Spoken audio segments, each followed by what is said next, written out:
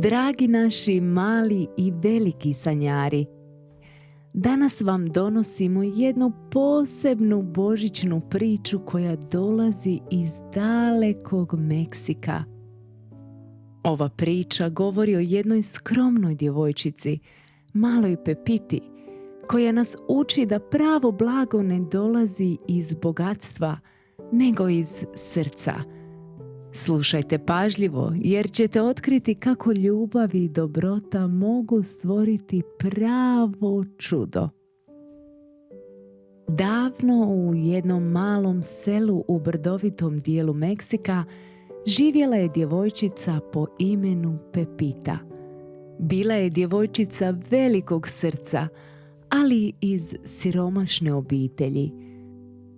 Svakodnevno je pomagala svojoj majci na polju, brinula se o mlađem bratu i trudila se donijeti veselje u svoj skromni dom unatoč oskudici.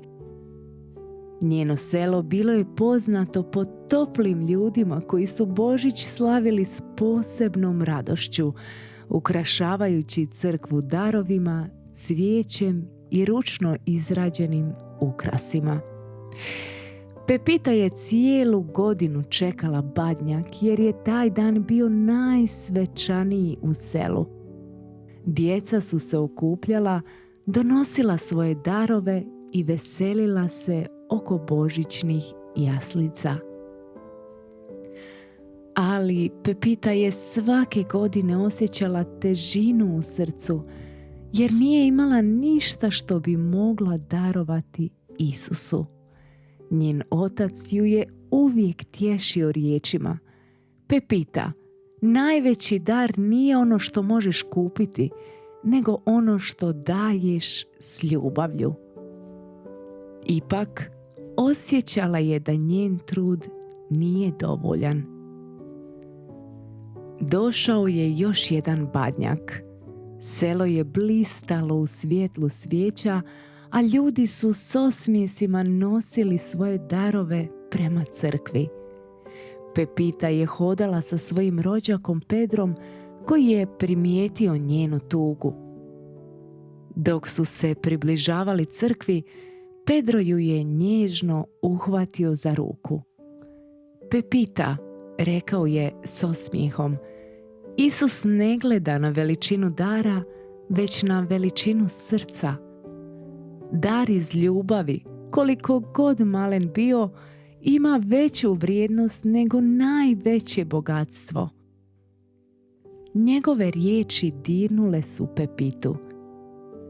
Dok je hodala pokraj puta, pogled joj je pao na skromne zelene grančice. Iako su bile obične, zamislila ih je kao dar koji dolazi iz srca. Ubrala je nekoliko grančica i vezala ih u mali buket uz pomoć vrpce koju je imala u kosi. U trenutku kada je stisnula buket, osjećala je kao da je to njen način da iskaže zahvalnost i ljubav. Kada je stigla, crkva je bila ispunjena sjajem i mirisom cvijeća. Djeca i odrasli su ostavljali prekrasne darove, košare s plodovima, svijeće, šarene ukrase. Pepita je stajala tiho, osjećajući stid dok je držala svoj skromni buket. Pogledala je Pedra koji ju je ohrabrio osmijehom. Konačno skupila je hrabrost i prišla oltaru. Kleknula je pred jaslice i spustila svoj buket grančica. U tom trenutku njeno srce bilo je ispunjeno ljubavlju i molitvom. Dok su seljani promatrali, nešto nevjerojatno se dogodilo. Grančice su počele oživljavati, a iz njih su izrasli prekrasni crveni cvjetovi, nalik zvijezdama. Svjetlost je ispunila crkvu, a prisutni su bili zadivljeni ovim čudom. Nitko nije mogao vjerovati svojim očima. Svećenik je prišao Pepiti, stavio joj ruku na rame i rekao: dijete moje, tvoj dar je dokaz da Bog vidi srce. Tvoj buket, iako skroman, postao je najljepši ukras ove crkve jer dolazi iz tvoje čiste ljubavi.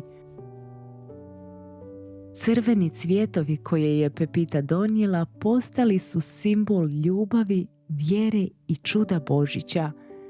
Seljani su ih nazvali La Flor de Nochebuena ili cvijet svete noći. Danas božićna zvijezda krasi domove i crkve širom svijeta, podsjećajući nas na to da pravo darivanje dolazi iz srca, a ne iz bogatstva. Pepita je nastavila živjeti svoj skromni život, ali se u njenom selu pričalo o čudu koje je unijela u njihove živote. Njen buket grančica nije bio samo dar za Isusa, već i lekcija svima. Ljubav i skromnost donose najveće blagoslove. I eto, dragi mali i veliki sanjari, tako je mala Pepita, darovavši samo svojim srcem, ali s vjerom i iskreno, omogućila pravo čudo. Ova priča nas uči da nisu važni veliki i skupi darovi, već ljubav koju ulažemo u ono što dajemo drugima. Zato ovog Božića sjetite se Pepite i darujte svoje srce. To je najbolji poklon koji možete dati. Hvala vam što ste slušali ovu priču i neka vam svjetlost Božića svijetli u srcima.